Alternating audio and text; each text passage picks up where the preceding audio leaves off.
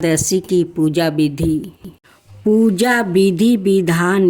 मोहिनी एकादशी का व्रत वैशाख शुक्ल पक्ष की एकादशी को रखा जाता है। इस दिन मर्यादा पुरुषोत्तम भगवान श्री राम की पूजा अर्चना करने का विधान है। व्रती को स्नादि से निमित्त होकर भगवान श्री राम की प्रतिमा को दूध जल से स्नान कराकर सफ़ेद वस्त्र पहनाना चाहिए। फिर ऊंचा आसन पर बैठाकर रोली और चंदन से तिलक लगाकर सफ़ेद पुष्प की माला पहनाए। धूप दीप जलाकर आरती उतारे। तत्पश्चात पंचमेवा और मीठे फलों का भोग लगाकर उसको भक्तों में बांटे।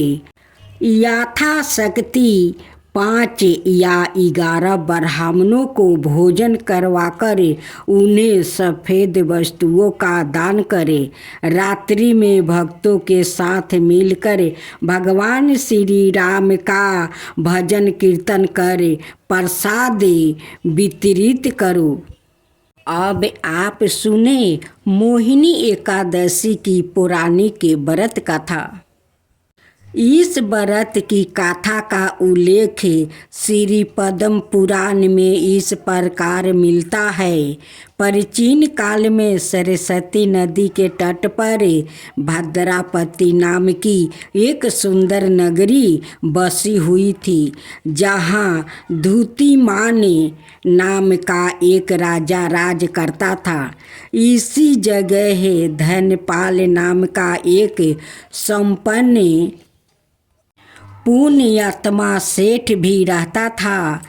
वो सादा शुभ कर्मों को करने और धार्मिक स्थलों का निर्माण कराने में लगा रहता था। उसके 5 लड़कों में धृष्ट बुद्धि नाम का पुत्र महापापी था। वो सादा ही दुष्ट कर्मों यानी व्यभिचार, बेसावों के पास रहना, जुआ खेलना, बदमाशों की संगति करना आदि में लिप्त रहता था। वो कभी भी किसी देव अथवा देवी की पूजा नहीं करता था। पिता की संपत्ति नष्ट करना, मांस मदिरा का सेवन करना उसका शौक था। बेसावों की संगति में रहने के कारण उसके पिता और बंधुओं ने उसे घर से निकाल दिया। निर्धन होने पर वेश्याओं ने भी उसका साथ छोड़ दिया। वो नंगा भूखा चिंता में पड़ गया कि अब क्या करूं और कहाँ जाऊं। अंत में जीवन यापन के लिए वो चोरी और निकृत कार्य करने लगा। वो बार बार पकड़ा जाता, जेल होती, मार पड़ती, लेकिन वो अपनी गंदी आदत नहीं छोड़ता था। परेशान होकर जब उसे देश से निकाल दिया गया तो वो वन में जाकर रहने लगा। वहाँ वो मांस खाकर दिन गुजारने लगा। इस प्रकार वो पाप का कीचड़ में फंस गया। एक दिन संयोगवश किसी पुण्य के प्रताप से वो कौंडिन्य ऋषि के आश्रम में जा पहुंचा। वहाँ ऋषि के गंगा स्नान से भीगे हुए वस्तु की एक बूंद दृष्टि बुद्धि पर पड़ी तो वो पापी शुद्ध हो गया। उसने ऋषि से अपने सारे पापों को बिना धन के प्रायश्चित करने का उपाय पूछा तो उन्होंने उसे मोहिनी एकादशी का व्रत करने की सलाह दिया और बताया कि इसके करने से सुमेरु पर्वत के समान भी बड़े से बड़े पाप नष्ट हो जाते हैं। कौंडिन्य ऋषि के कहे अनुसार विधि पूर्वक इस व्रत को करने से दृष्टि बुद्धि के पाप नष्ट हो गया और वो शुद्ध होकर दिव्या देह धारण करके भगवान विष्णु के धाम पहुँच गया। यही कारण है कि प्राचीन काल से आस्थावान लोग इस व्रत को करते चले आ रहे हैं। मोहिनी एकादशी व्रत का था। धर्मराज युधिष्ठिर कहने लगे, हे कृष्णा, वैशाख मास के शुक्ल पक्ष की एकादशी का क्या नाम है और उसकी क्या कथा है, इस व्रत की क्या विधि है, सो सब विस्तार पूर्वक कहिए। श्री कृष्ण जी कहने लगे, हे धर्मराज, मैं आपसे एक कथा कहता हूँ जिसको महर्षि वशिष्ठ जी ने रामचंद्र जी को कहा था। एक समय रामचंद्र जी बोले, हे गुरुदेव, कोई ऐसा व्रत बतलाइए जिससे समस्त पाप और दुख नाश को समाप्त हो जाए। मैंने सीता जी के वियोग में बहुत से दुख भोगा है, अतः आप कोई व्रत बतलाइए। महर्षि वशिष्ठ बोले, हे राम, आपने बहुत सुंदर प्रश्न किया है। आपकी बुद्धि अत्यंत शुद्ध और पवित्र है। यद्यपि आपके नाम का स्मरण करने से ही मनुष्य पवित्र और शुद्ध हो जाता है, तो भी आपका यह प्रश्न लोक के हित के लिए बहुत ही सुंदर है। वैशाख मास में जो एकादशी आती है उसका नाम मोहिनी एकादशी है। इस एकादशी का व्रत करने से मनुष्य सब पापों और दुखों से छूट कर मोह जाल से मुक्ति हो जाता है। अतः यह व्रत दुखी मनुष्यों को अवश्य करना चाहिए। इससे मनुष्यों के सब पाप और दुख नाश को प्राप्ति हो जाता है। अब आप इसकी कथा एक गर्चित होकर ध्यान पूर्वक सुनिए। सरस्वती नदी के किनारे भद्रापति नाम का एक नगरी थी।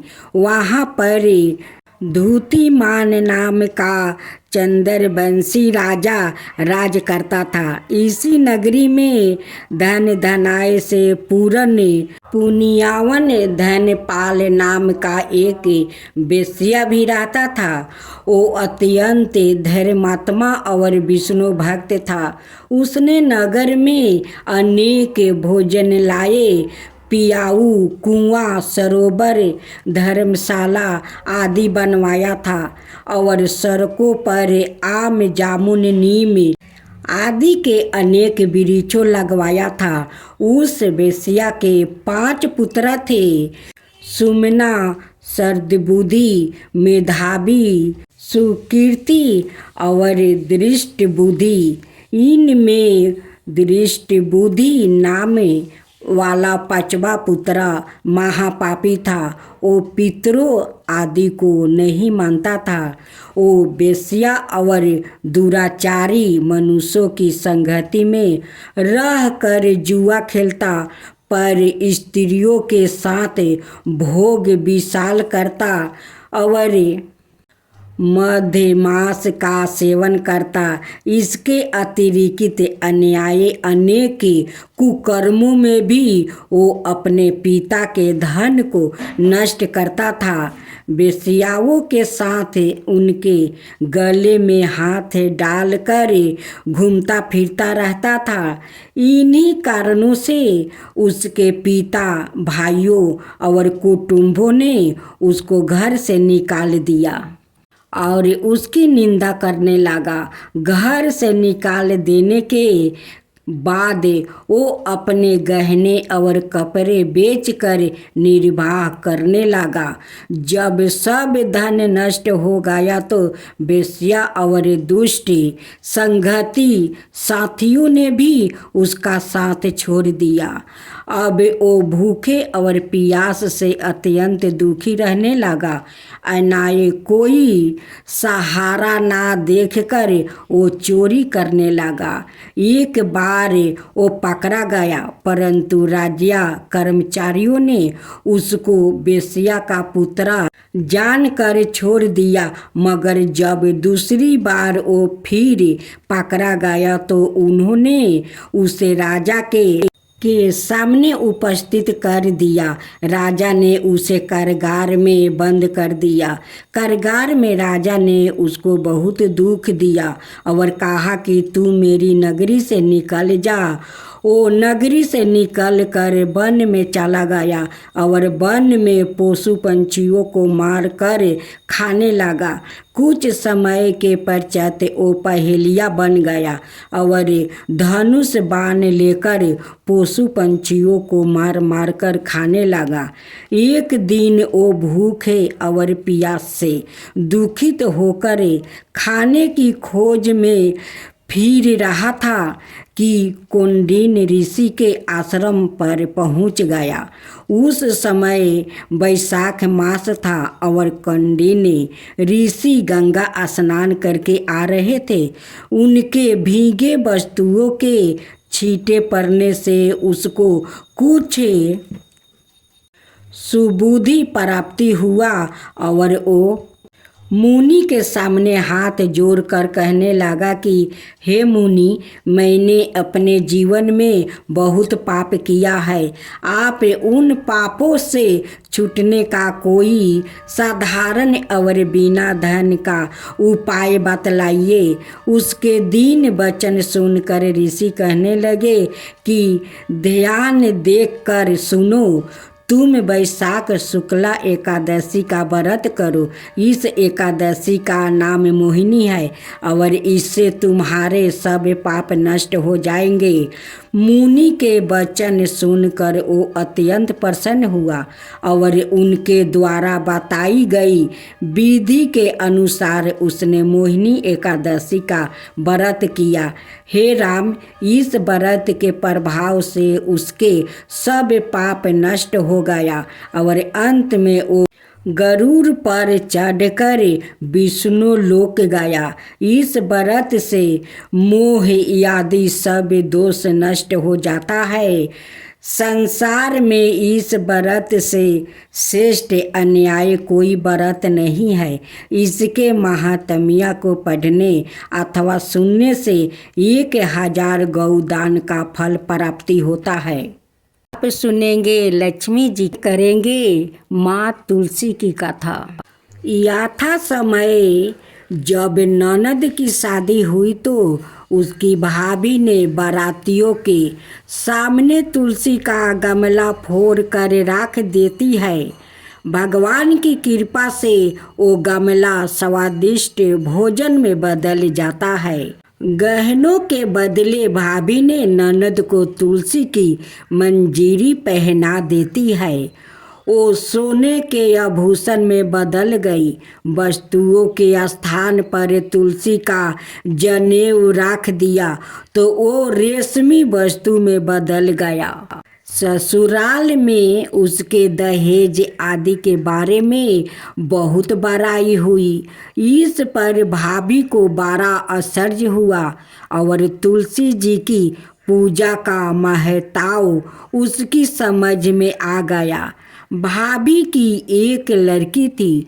वो अपनी लड़की से कहती कि तू भी तुलसी की सेवा किया कर, तुझे भी बुआ की तरह फल मिलेगा। पर लड़की का मन तुलसी की सेवा में नहीं लगता था। लड़की की विवाह का समय आया तो भाभी ने सोचा जैसे व्यवहार मैंने अपनी ननद से किया है उसी के कारण उसे इतनी इज्जत मिली है। क्यों ना मैं अपनी लड़की के साथ भी वैसा ही व्यवहार करूं। उसने तुलसी का गमला फोड़कर बारातियों के सामने रख दिया, परंतु इस बार मीठी मीठी ही रह गई। मंजीरी ओ पते भी अपने पूर्व रूप में ही रहे और जनेऊ जनेऊ ही रहा। सभी बाराती भाभी की बुराई करने लगा। ससुराल में सभी लड़की की बुराई कर रहे थे। भाभी ननद को कभी घर नहीं बुलाती है। भाई ने सोचा मैं ही बहन से मिल आऊं। उसने अपनी इच्छा पत्नी को बताई और सौगात ले जाने के लिए कुछ मांगा।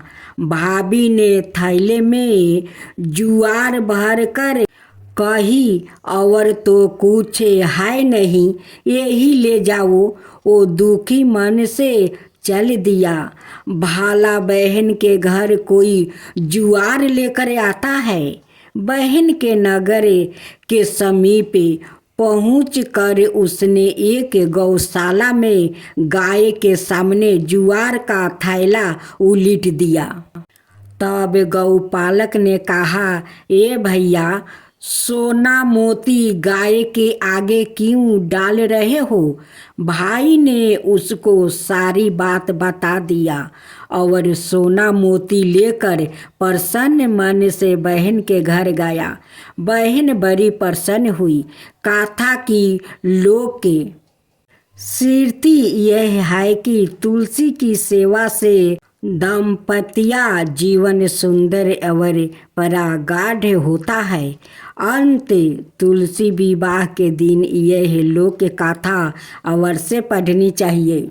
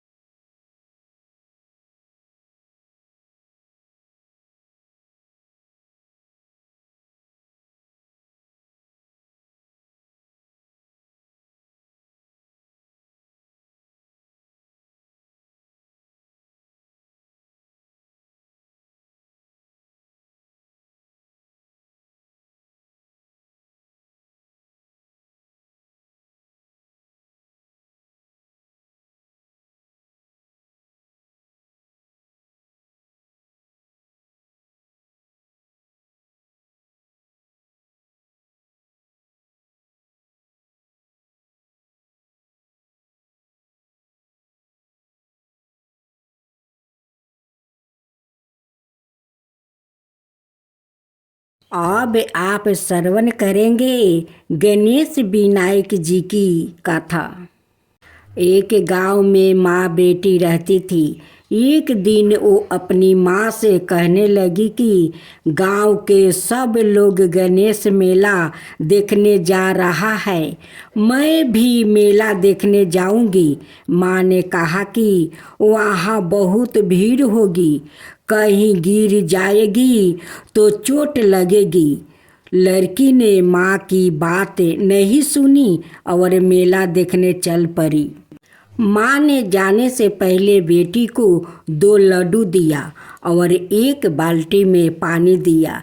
माँ ने कहा कि एक लड्डू तो गणेश जी को खिला देना और थोड़ा पानी पिला देना, दूसरा लड्डू तुम खा लेना और बचा पानी भी पी लेना। लड़की मेले में चली गई। मेला खत्म होने पर सभी गांव वालों वापस आ गया, लेकिन लड़की वापस नहीं आई। लड़की मेले में गणेश जी के पास बैठ गई और कहने लगी कि एक लड्डू और पानी गणेश जी तुम्हारे लिए, और एक लड्डू और बाकी बाचा पानी मेरे लिए। इस तरह कहते कहते सारी रात बीत गई। गणेश जी यह देखकर सोचने लगे कि अगर मैंने यह एक लड्डू और पानी नहीं पिया तो यह अपने घर नहीं जाएगी। यह सोचकर गणेश जी एक लड़के के भेष में आया और उससे एक लड्डू लेकर खा लिया और साथ ही थोड़ा पानी भी पी लिया। फिर वो कहने लगे कि भागो, तुम क्या मांगती हो? लड़की मन में सोचने लगी कि क्या मांगूं, अन्न मांगूं या धन मांगूं या अपने लिए अच्छा वर मांगूं या खेत मांगूं या महल मांगूं। वो मन में सोच रही थी तो गणेश जी उसके मन की बात को जान गए। वो लड़की से बोले कि तुम अपने घर जाओ और तुमने जो भी मन में सोचा है वो सब तुम्हें मिलेगा। लड़की घर जब पहुंची तो माँ ने पूछा कि इतनी देर कैसे हो गई? बेटी ने कहा कि आपने जैसा कहा था मैंने वैसा ही किया है, और देखते ही देखते जो भी लड़की ने सोचा था वो सब कुछ हो गया। अब सुने, हर व्रत गाथा के साथ सुनी जाती है लपसी तपसी की यह कहानी। एक लपसी था और एक तपसी था। तपसी हमेशा भगवान की तपस्या में लीन रहता था और लपसी रोजाना सावा शेर की लपसी बनाकर भगवान का भोग लगा कर जिमा लेता था। एक दिन दोनों लड़ने लगे। लपसी बोला, मैं रोज भगवान की तपस्या करता हूँ इसलिए मैं बारा हूँ। तपसी बोला, मैं रोज भगवान को सावा शेर लपसी का भोग लगाता हूँ इसलिए मैं बारा हूँ। नारद जी वहाँ से गुजर रहे थे। दोनों को लड़ता देख कर उनसे पूछा कि तुम क्यों लड़ रहे हो? तपसी ने खुद के बारा होने का कारण बताया और लपसी ने अपना कारण बताया। नारद जी बोले, तुम्हारा फैसला मैं कर दूंगा।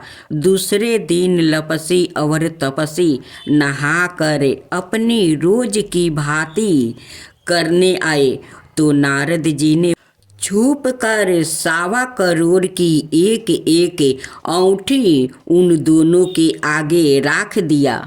लपसी की नज़र जब औंठी पर पड़ी तो उसने चुपचाप औंठी उठाकर अपने नीचे दबा लिया। लपसी की नज़र औंठी पर पड़ी लेकिन उसने ध्यान नहीं दिया। भगवान को भोग लगाकर लपसी खाने लगा। नारद जी सामने आए तो दोनों ने पूछा कि कौन बारा है? तो नारद जी ने तपसी से खारा होने को कहा। वो खारा हुआ तो उसके नीचे दबी औंठी दिखाई पड़ी। नारद जी ने तपसी से कहा, तपस्या करने के बाद भी तुम्हारी चोरी करने की आदत नहीं गई इसलिए लपसी बारा है और तुम्हें तुम्हारी तपस्या का कोई फल भी नहीं मिलेगा। तपसी शर्मिंदा होकर माफ़ी मांगने लगा। उसने नारद जी से पूछा, मुझे मेरी तपस्या का फल कैसे मिलेगा? नारद जी ने कहा, यदि कोई गाय और कुत्ते की रोटी नहीं बनाएगा तो फल तुझे मिलेगा। यदि कोई ब्राह्मण को भोजन करवा कर दक्षिणा नहीं देगा तो फल तुझे मिलेगा। यदि कोई साड़ी के साथ ब्लाउज नहीं देगा तो फल तुझे मिलेगा। यदि कोई दिए से दिए जलाएगा तो फल तुझे मिलेगा। यदि कोई सारी कहानी सुने लेकिन तुम्हारी कहानी नहीं सुने तो फल तुझे मिलेगा। उसी दिन से हर बरत कथा कहानी के साथ लपसी तपसी की कहानी भी सुनी और कही जाती है। अब आइए जानते हैं वैशाख मास की पूजा विधि। चैत्र माह की पूर्णिमा और हनुमान जयंती के साथ ही वैशाख माह के स्नान पर्व की परंपरा आरंभ हो जाती है। हिंदू पंचांग के अनुसार प्रत्येक माह किसी न किसी रूप में बहुत ही प्रभावशाली रूप से अक्सर डालने वाले होता है। वैशाख मास में श्री विष्णु भगवान का पूजन और गंगा स्नान की महत्ता बहुत अधिक रही है। इस माह के आरंभ से ही वैशाख माह स्नान का आरंभ होता है। इस पर्व के दौरान पवित्र नदियों और धर्म स्थलों पर लोगों का आना आरंभ होने लगता है। इस माह का प्रत्येक दिन किसी न किसी रूप में पूजा पाठ और जप तप के संदर्भ में बहुत ही शुभदायक होता है। शास्त्रों के अनुसार वैशाख प्रतिपदा से ही गर्मी शुरू हो जाती है और वही देश के अलग अलग स्थानों पर इस उत्साह को अलग अलग नामों से मनाया जाता है। पंजाब में बैसाखी का पर्व होता है। बंगाल में पहला बैसाख, आसाम में बिहू बिशु जैसे नाम होते हैं। ओडिशा में पाना संक्रांति इत्यादि नामों से माना जाता है। इस बरस वैशाख स्नान का आरंभ 12 अप्रैल से शुरू होकर 12 मई तक रहेगा। वैशाख माह की लंबी अवधि फलदायी होती है। इसी के साथ प्रयागराज और हरिद्वार में इस मौके पर भक्तों का जमावड़ा होता है। वैशाख मास पर कई महात्म्यपूर्ण पर्व भी आते हैं जिनके समय वैशाख स्नान की उत्तम तिथि भी होती है। इस समय पर स्नान का महत्व कई गुना बढ़ जाता है। वैशाख मास की शुरुआत अप्रैल और मई के मध्यम में होती है। कहा गया है कि वैशाख नक्षत्र से संबंध होने के कारण इस माह को वैशाख नाम प्राप्ति हुआ है। इस समय के दौरान जीवन को सुखी और समृद्धि करने के अनेकों अवसर मिलते हैं। इस शुभ समय पर जितना भजन कीर्तन और दान किया जाए वो कई गुना शुभता देने में सहायक बनता है। इस वैशाख मास में भगवान श्री विष्णु देवी की उपासना का विधान है। श्री बांके बिहारी जी की चरणों के दर्शन भी इसी मास में होता है। वैशाख माह की प्रतिपदा से ही इस माह के शुभ दिनों का आरंभ होता है।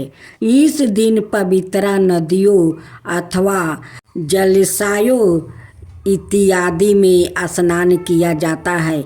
अगर यह सब संभव न हो पाए तो घर पर ही नहाने के पानी में गंगा जल मिलाकर स्नान किया जा सकता है। साफ स्वच्छ वस्तु धारण करते हुए श्री विष्णु भगवान का स्मरण किया जाता है तुलसी का पौधा भी लगाया जाता है और संपूर्ण माहे इसकी पूजा होती है। इसके साथ ही रात्रि जागरण भजन कार्य होता है। पूजा अर्चना के लिए श्रद्धालुओं और भक्तों की भीड़ सभी मंदिरों और धर्म स्थलों पर भी लगनी आरंभ हो जाती है। बैसाख माह की सुबह से ही पूजा का सिलसिला शुरू हो जाता है और जो रात्रि भर तक जारी रहता है। इस समय भगवान को भोग स्वरूप मौसम के अनुरूप फल और खास पदार्थ अर्पित किया जाता है। पानी का दान इस समय पर बहुत ही प्रभावशाली माना गया है। जल ही जीवन है और बैसाख माह में इसकी महत्ता भी स्पष्ट रूप से देखने को मिली है। जल के दान को अत्यंत ही पुण्यदायी माना जाता है। मानता है कि बैसाख मास में जल का दान करने से देव और पूर्वजों प्रसन्न होते हैं और आशीर्वाद प्रदान करते हैं। इस दिन से पूरे माह प्रतिदिन मंदिरों में विभिन्न प्रकार के भोज्य पदार्थों और फलों के भोग लगाने की परंपरा रही है। इस माह के दौरान तुलसी पूजन को अत्यंत शुभ माना गया है। इस मास के आरंभ में तुलसी को जल से नियमित रूप से सींचा जाता है। तुलसी के पौधे को लगाते हैं और नियमित रूप से सुबह और संध्या के समय पर तुलसी पूजन होता है। तुलसी जी की पूजा में तुलसी कथा और तुलसी आरती की जाती है। तुलसी के समक्ष दीप प्रज्वलित किया जाता है। इसके साथ ही शालिग्राम का भी पूजन किया जाता है। तुलसी पूजा में तुलसी की माला से जप भी होता है। बैसाख मास में दीपदान करने की भी बहुत महत्ता होती है। इसी दीपदान को जलाशय के समीप नदियों में और विभिन्न पेड़ों पौधों के समक्ष किया जाता है। दीपदान को गंगा यमुना जैसी पवित्र नदियों पर किया जाता है। घरों पर भी मुख्य दरवाजे पर दीप जलाया जाता है। तुलसी पीपल बट वृक्ष पर भी दीपक जलाने की परंपरा बहुत प्राचीन समय से चली आती रही है। दीपदान को प्रातःकाल समय और शाम के समय पर किया जाता है। दीपदान के समक्ष मानता है कि इसके प्रकाश के समक्ष जीवन के सभी अंधकार दूर होते हैं। जीवन में सकारात्मकता का प्रभाव बनता है। कुछ मुख्य तिथियों के दिन स्नान का महत्वपूर्ण समय रहेगा। स्कंद पुराण में बैसाख मास की महिमा के विषय में बताया गया है। इसमें विष्णु खंड के अनुसार बैसाख मास में किया गया प्रत्येक शुभ कार्य अत्यंत ही प्रभावशाली फल देने में समक्ष होता है। इस मास की तृतीया तिथि, दशमी, एकादशी, द्वादशी, त्रयोदशी, चतुर्दशी, पूर्णिमा तिथि बहुत पवित्र और शुभदायी होती है। इन तिथियों में स्नान और दान जप तप करने पर सब पापों का नाश होता है। अगर किसी कारणवश बैसाख मास से पूरे समय पर स्नान व्रत पूजा के नियम आदि ना कर पाए तो ऐसे में इन 3 तिथियों में भी उत्तम सभी कार्यों को कर लिया जाए तो संपन्न फलों की प्राप्ति होती है। वैशाख मास में शुक्ला पक्ष की 10वीं को गंगा स्नान किया जाता है। वैशाख मास में भगवान बुद्ध और परशुराम का जन्म समय की तिथि वैशाख स्नान के लिए अत्यंत शुभ मानी जाती है। इस महीने में भगवान ब्रह्मा ने तिलों का निर्माण किया था। अतः तिलों का विशेष प्रयोग भी होता है। वैशाख मास में अक्षय तिथि के दिन स्नान विषय महत्व बताई गई है। वैशाख माह की शुक्ल पक्ष और कृष्णा पक्ष की एकादशी तिथि के दिन भी स्नान की विशेष परंपरा है। वैशाख पूर्णिमा तिथि के दिन भी स्नान का अत्यंत शुभ प्रभाव माना गया है। तो भक्तजनों, बड़े बड़े लोग कहते आए हैं भक्त के बस में है भगवान। यह बात बिल्कुल सच है। अगर हम दिल से उसको मानते हैं तो भगवान हमारे हमेशा साथ रहता है, हर काम में हमारा साथ बैठता है। आपने बहुत कहानी सुनी होगी जिसमें भगवान उनके साथ उनके हर काम में हाथ बटाते हैं। जैसे ब्रह्मानंद गुरु जब सिर पर गट्ठर लेकर आते हैं तो उनका गट्ठर अपने आप उनके सिर से ऊपर उठकर आता था। उसी प्रकार कृष्णा भक्त जानाबाई जब घर का काम करती थी और काम करते समय भगवान के भजन करती थी तो जब वो थक जाती थी तो उसका आधा काम खुद भगवान करते थे। इसी तरह नरसी भक्त की बेटी का भात भगवान खुद आकर भरते हैं। दोस्तों, भगवान तो हमेशा हमारे साथ है, बस वो तो हमारी श्रद्धा देखता है कि कितनी है। ऐसी ही घटना आज एक बुढ़िया की मैं आपको बताती हूँ। एक बुढ़िया गुरु गोरखनाथ के दर्शन करने आती है। जाते समय एक दुकानदार की दुकान से वो गुरु गोरखनाथ की मूर्ति चुरा लेती है। जब वो मूर्ति चुरा कर थोड़ी दूर चलती है तो उसकी आत्मा उसे कोसती है और वो आगे नहीं चल पाती है। वो वापस दुकानदार के पास जाती है और कहती है, बेटा मुझे माफ कर दो, मैंने तेरी दुकान से ये मूर्ति चुरा ली थी। मुझे कोई भी सजा दो पर मुझे माफ कर दो। दुकानदार कहता है, तुम मेरी माँ के समान हो, मैं तुम्हें क्या सजा दे सकता हूँ। साजा देने वाले तो गुरु महाराज है।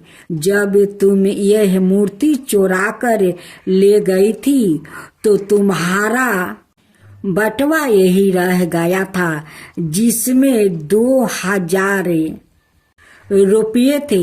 उसकी कृपा हो तो कोई किसी का कुछ नहीं बिगाड़ सकता है। उसके बाद बुढ़िया माँ कहती है, मैं यह पैसा तुझसे नहीं लूंगी, यह पैसा तेरे है। मुझे आज मेरे गुरुजी मिल गया है। वो बहुत खुश होती है और घर चली जाती है। वो हर रोज खाना खाने से पहले गुरु गोरखनाथ को खाना खिलाती है। नहलाती है, कपड़े बदलती है, हर रोज ऐसे ही पूजा करती है। एक दिन वो बीमार हो जाती है और अपनी बहू को गुरु की सेवा करने को कहती है। उसके बाद उसकी बहू के हाथ में मूर्ति छूट जाती है तो बुढ़िया माँ रोने लगती है और जिद करने लगती है, डॉक्टर को बुला कर लेकर आओ, गुरु को चोट लग गई है। जब वो बहुत समझने के बाद भी नहीं मानती, उसका वहम खत्म करने के लिए उसका बेटा डॉक्टर को बुला कर लाता है। डॉक्टर आता है और जब वो उसका वहम मिटाने के लिए मशीन लगा कर देखता है तो मूर्ति का दिल धड़कने लगता है। डॉक्टर बहुत घबरा जाता है और बार बार मशीन लगा कर देखता है, तभी भी ऐसे ही धक धक की आवाज आती है। डॉक्टर बहुत घबरा जाता है और बुढ़िया माँ के चरणों में पड़ जाता है।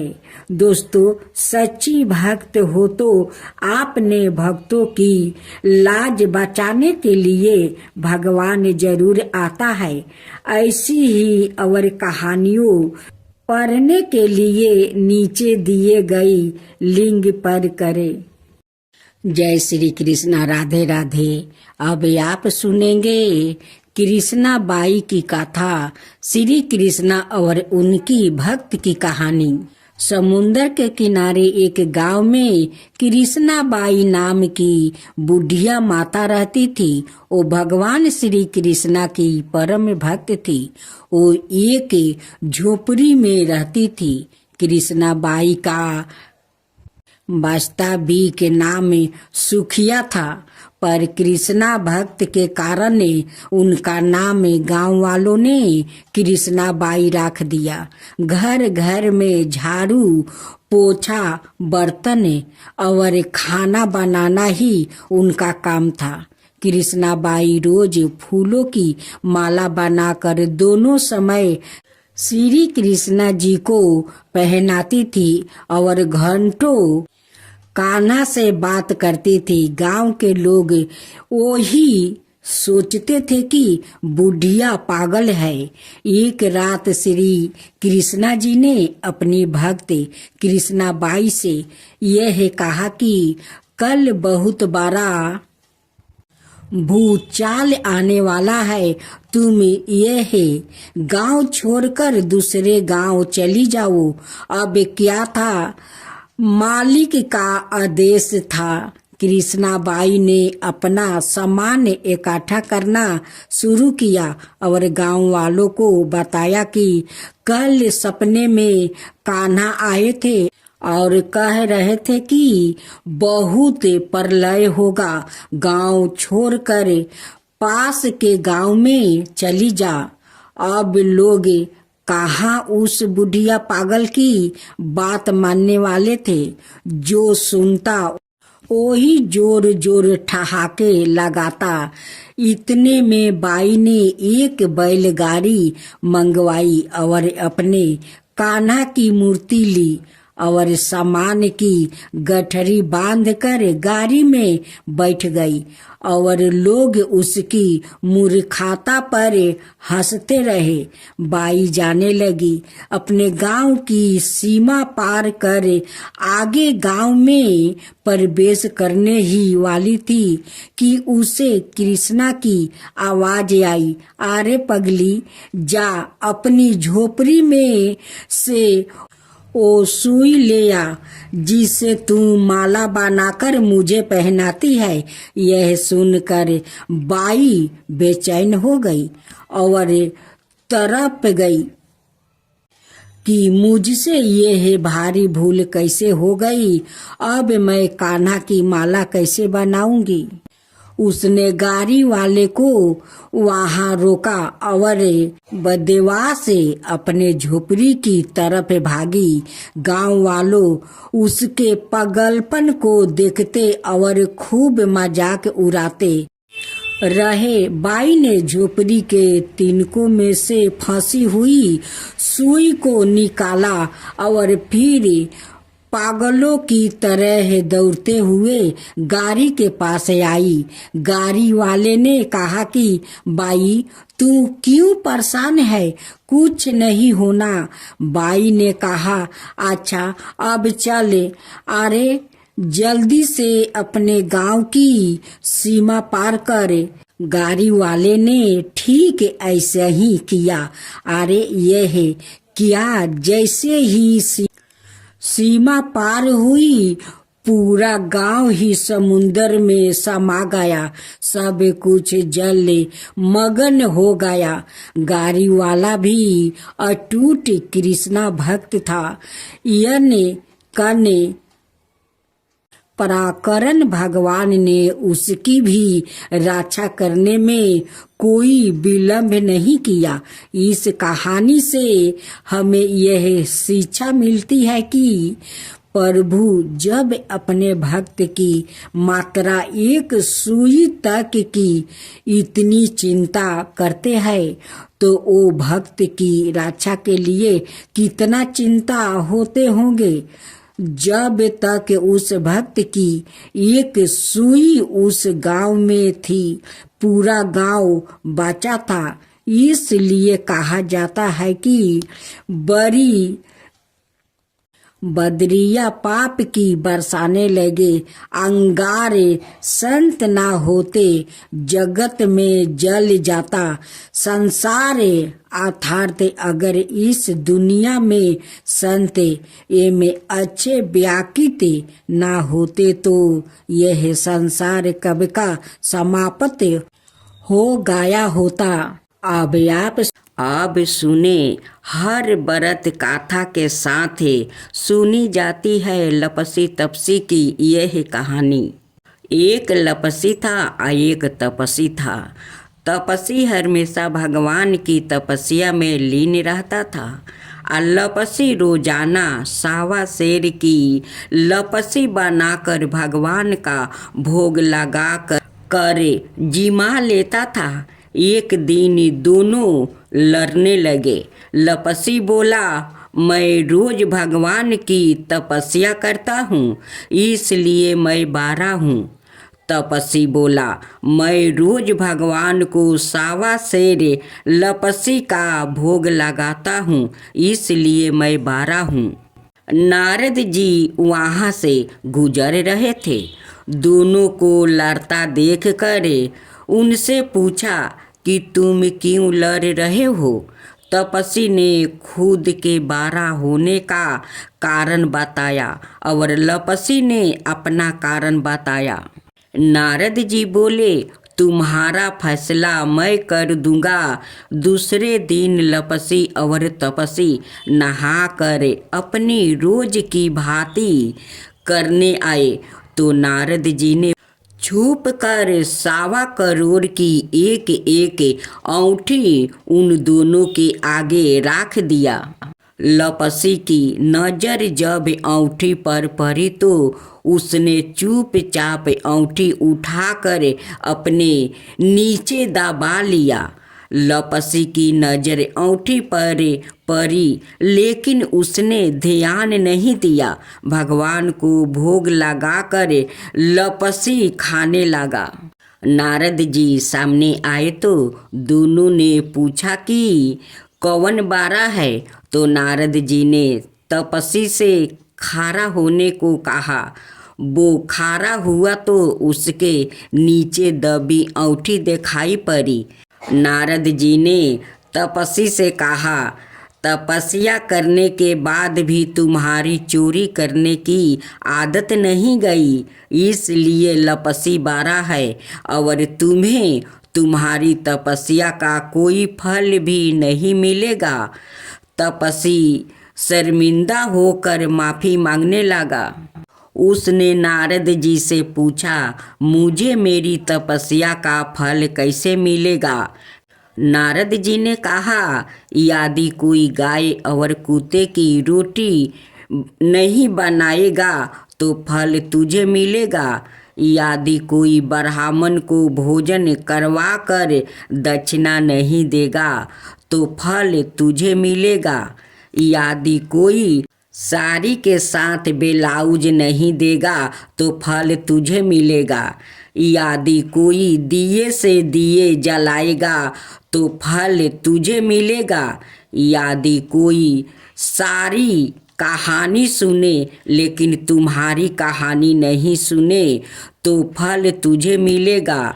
उसी दिन से हर बरत कथा कहानी के साथ लपसी तपसी की कहानी भी सुनी और कही जाती है।